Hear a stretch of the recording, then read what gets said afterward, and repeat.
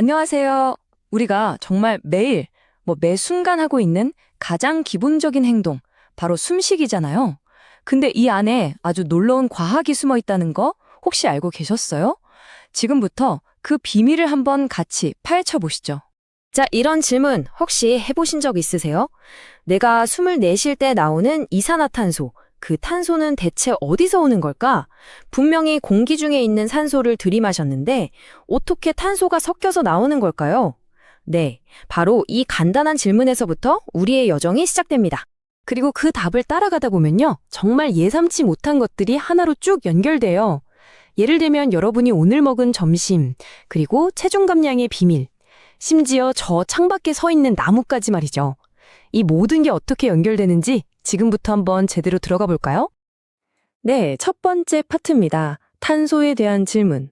우리가 던졌던 바로 그 질문의 답.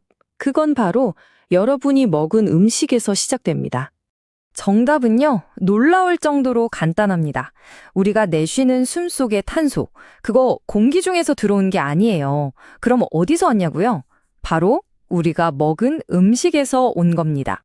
자, 이 과정을 한번 보세요.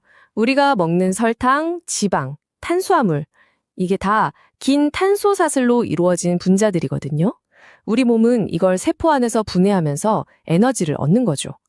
뭐랄까, 불꽃 없이 무언가를 태우는 것과 비슷하다고 할 수 있어요.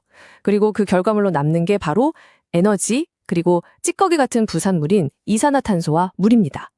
그러니까 우리가 내쉬는 이산화탄소는 바로 이 과정에서 나온 배기가스 같은 셈이죠. 자, 근데 이 사실이 아주 흥미로운 지점으로 우리를 이끌고 갑니다. 네, 바로 다이어트에 대한 이야기입니다. 이거 진짜 놀랍지 않으세요? 우리가 살을 뺄 때 그 사라지는 지방 말이에요. 보통 땀이나 다른 걸로 나간다고 생각하기 쉽잖아요. 근데 과학적으로 보면요. 그 없어진 지방 질량의 대부분이 바로 이산화탄소가 돼서 우리 숨으로 빠져나간다는 겁니다. 말 그대로 지방을 숨으로 내뱉는 셈이에요. 이 얘기를 들으면 아마 많은 분들이 지금 딱 이 생각하실 거예요. 그럼 그냥 숨만 막 빨리 쉬면 살이 더 빠지는 거 아니야? 하고 말이죠. 와, 진짜 논리적인 질문이죠. 과연 그럴까요? 아쉽게도 답은 아니요입니다. 왜 그런지 이 물통 비율을 보면 아주 명확해져요. 자, 우리 몸이 지방을 태워서 이산화탄소로 만드는 과정을 물통에 물을 채우는 것이라고 생각해 보세요. 이건 꽤 느린 과정이에요. 반면에 호흡은 그 물통에 찬물을 빼내는 수도꼭지일 뿐입니다. 여러분, 수도꼭지를 더 활짝 연다고 해서 물통이 더 빨리 채워지나요? 아니죠. 마찬가지로 숨을 빨리 쉰다고 해서 지방이 더 빨리 타지는 않는다는 겁니다. 오히려 억지로 숨을 막 빨리 쉬는 과호흡은요, 진짜 위험할 수 있어요.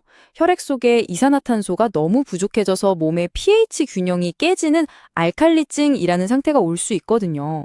그러니까 이건 꼭 기억하셔야 돼요. 우리가 운동할 때 숨이 가빠지는 건 칼로리를 태운 결과이지 칼로리를 태우게 만드는 원인이 아니라는 거.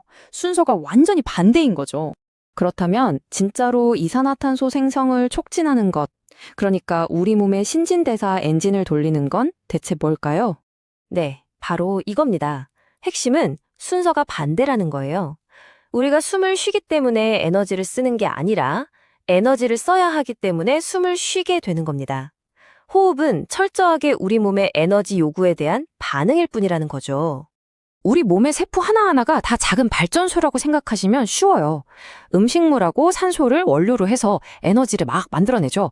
근데 만약에 운동을 해서 에너지가 훨씬 더 많이 필요해지면 어떻게 될까요? 그렇죠. 발전소 가동률이 확 올라가겠죠? 그럼 자연이 더 많은 원료, 즉 산소를 공급해줘야 하고 더 많은 폐기물, 즉 이산화탄소를 밖으로 빼내야 하는 겁니다. 우리가 숨이 가빠지는 건 바로 이 때문이에요. 자, 지금까지 이 시스템이 얼마나 중요한지 알아봤습니다. 근데 만약에요, 이 필수적인 과정에 문제가 생겨서 산소 공급이 제대로 안 되면 우리 몸에선 과연 무슨 일이 일어날까요? 바로 저산소증이라는 상태에 빠지게 됩니다. 이건 말 그대로 우리 몸의 조직에 산소가 부족해지는 아주 위험한 상태를 말하는 겁니다. 이 저산소증도 원인에 따라서 여러 종류로 나뉘는데요. 예를 들어서 높은 산에 올라갔을 때처럼 공기 자체가 희박해서 생기기도 하고요. 또 일산화탄소 중독처럼 피가 산소를 제대로 운반하지 못해서 발생하기도 하죠. 심지어는 청산가리 중독처럼 산소는 충분히 몸에 전달되는데도 세포가 아예 그걸 사용하지 못하는 그런 끔찍한 경우도 있습니다. 자, 이제 이야기의 마지막 퍼즐 조각을 맞춰볼 시간입니다. 우리가 내뱉은 이산화탄소, 그걸로 그냥 끝일까요? 천만에요. 우리의 숨결은 훨씬 더 거대한 순환의 일부가 됩니다. 이건 정말 경이로운 사실인데요. 우리 같은 동물은 음식을 분해해서 탄소를 뱉어내잖아요. 근데 식물은 정확히 그 반대의 일을 합니다.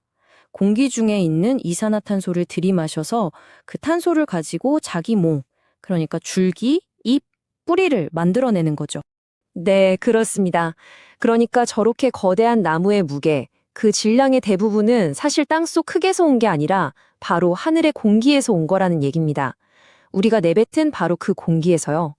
와, 정말 놀라운 발상의 전환 아닌가요? 그리고 이 모든 걸 가능하게 하는 그 근원적인 에너지? 식물이 탄소를 붙잡아두기 위해 쓰는 그 에너지는 어디서 올까요?